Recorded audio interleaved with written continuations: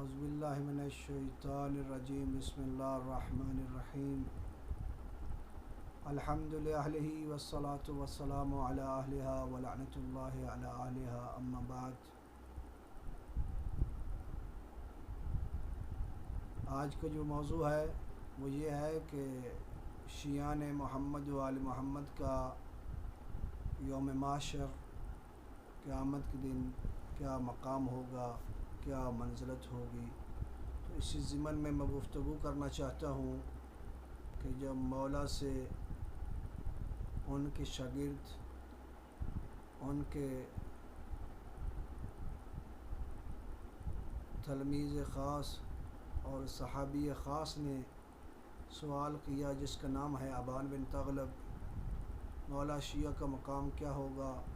تو مولا نے فرمایا یبعث اللہ شیعتنا یوم القیامہ علی ما فیہم من ذنوب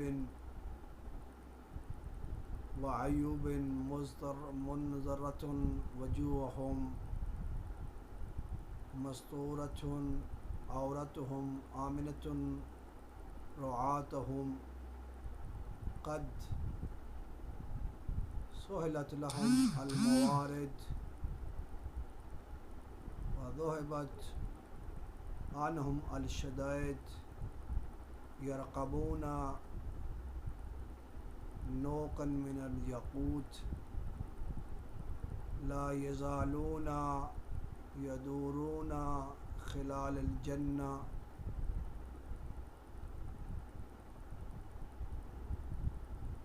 وعلیہم شراق من نور یتلألأ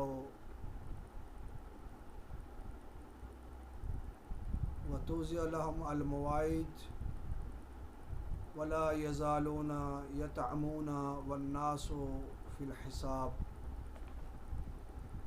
تو امام نے فرمایا یہ جو ہمارے شیعہ ہوں گے،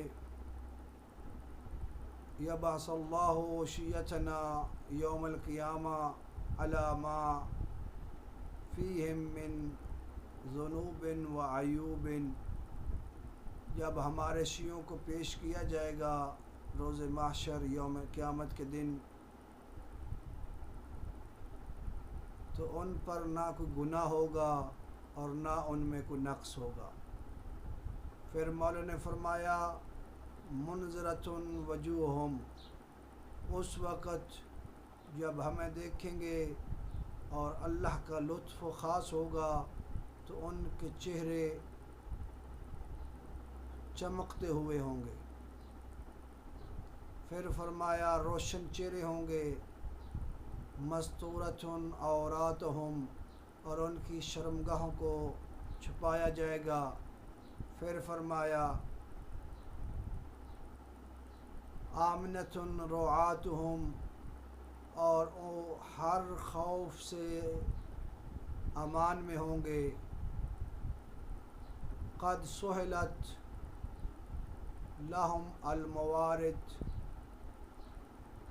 اور ان کے لیے ہر مقام پر آسانی لائی جائے گی، آسانی ہوگی ہر مقام پر ان کے لیے۔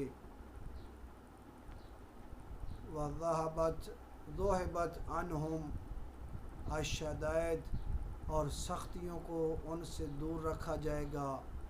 پھر مولانا نے فرمایا وہ ایسے چل رہے ہوں گے، آپ جانتے ہیں کہ جس کی کوئی چیز ملکیت ہوتی ہے وہ اس میں بغیر خوف بغیر ڈر کے وہ چلتا ہے۔ فرمایا یرقبون نوقا من یاقوت، وہ ایک ایسے ناکہ پر سوار ہوں گے ہمارے شیعہ جو ہیں، ہر ایک جو شیعہ ہے ہمارا، وہ جو جنت کے ناکوں میں سے جو یاقوت کی ناکہ ہوگی اس پر وہ سوار ہوں گے۔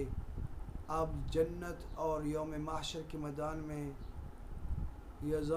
یدورون خلال الجنہ، درمیان میں چکر لگا رہے ہوں گے بغیر کسی خوف و ڈر کے۔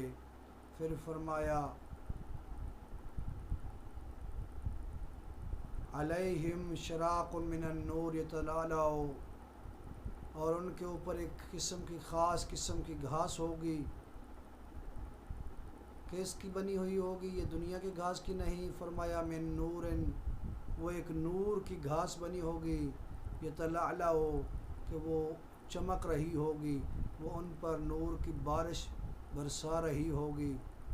پھر فرمایا توزع لہم الموائد، اور ان کے لیے دسترخوان لگا دیا جائے گا، یطعمون کہ وہ لا یزالون یطعمون، وہ ہمیشہ جس وقت چاہیں گے جتنا چاہیں گے وہ وہاں پر کھاتے رہیں گے۔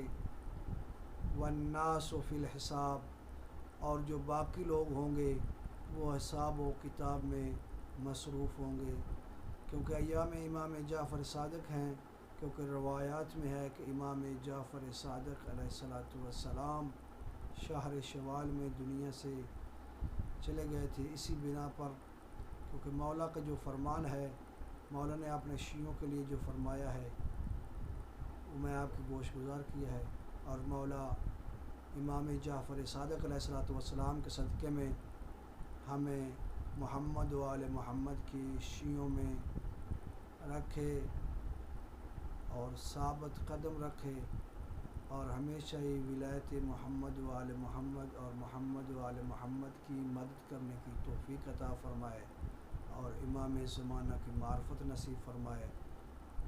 والحمد للہ رب العالمین۔